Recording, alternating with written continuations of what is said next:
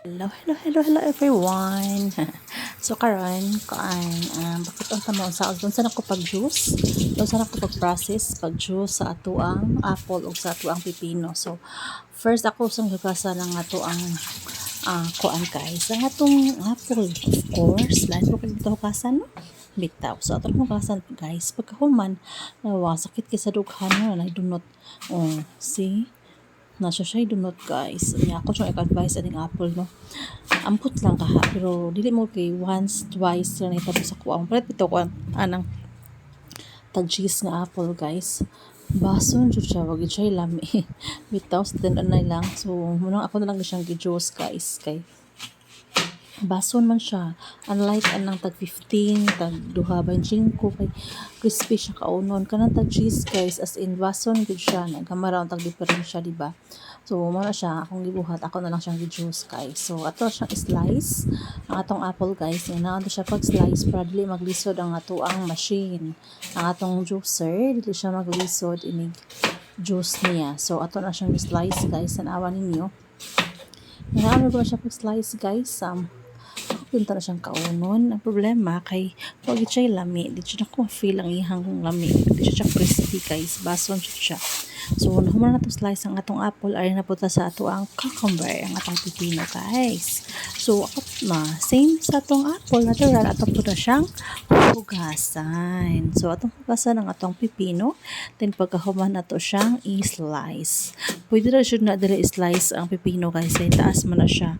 Mamimura na siyang i-guide, then makuha na siya dito sa machine. Pero ako na lang siyang i-slice guys. Mas ganahan ako siyang i-slice para dito na lang nako siya butang sa ato ang juicer. So nga nauna na siya pag-slice guys. Depende nimo kung saan imong ganahan, di ba? Kung ganahan kag may pa jud ana, naara jud na nimo guys.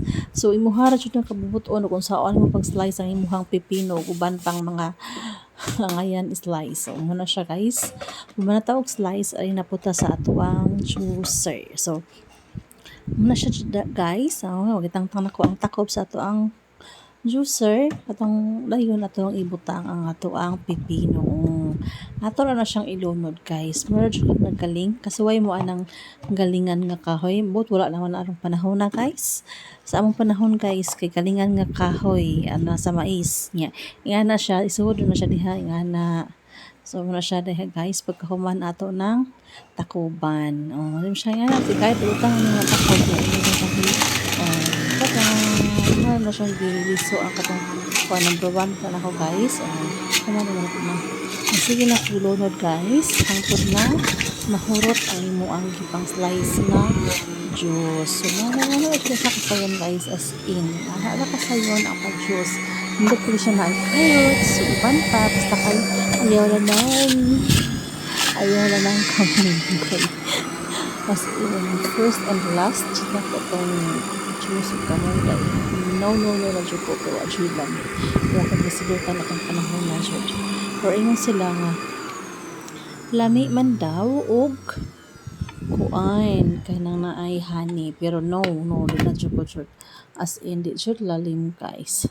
So mauna siya guys, na lang ma-juice ato nang na muna siyang resulta sa after na to nahurot na to atong pang slice nga mga atong fruits, atong cucumber ug atong apple. So muna siya ang atong juice. Ako na siyang gikaob guys tong datang para sig na pinahabilin na usay na pa siyang habilin ng juice. So muna siya para tilukon kay sayang. So pagkuman mo na siya tangtangon na nato kanang outside tarong balik. Tangtangon na to kanang stainless kana siya tatangon para matangtang ato ang uban kay. Muna siya nagkupot gud siya guys para dili siya mga lagpot ng mga uban diha. So muna ato na siyang tangtangon. Tangtangon na siya nimo. Tidawang agi sa juicer. Gutong. Tuan sa atong apple sa tanawa mo na siya. Sa apple na siya o sa pipino guys. So ato na siyang makita diha. Naam na siya. Ang kinuhaan na sa juice. Tanawa mo na siya guys. Sila na ragid na siya guys. Wala na siya kaya. Pas dali na siya kaayo guys. healthy pa siya nga itong ginainom. Pindot pag napalad siya kang kwarta, pindot siya dito mag everyday. Kana na ay carrots, yan na, pipino. Pero, muna siya, dahil pag nakato na tantangon guys. Muna siya ang saan. Tara, ito ang tantangon. So, ato na siyang tangtang tanan guys. So, diba? Humana. Thank you for watching.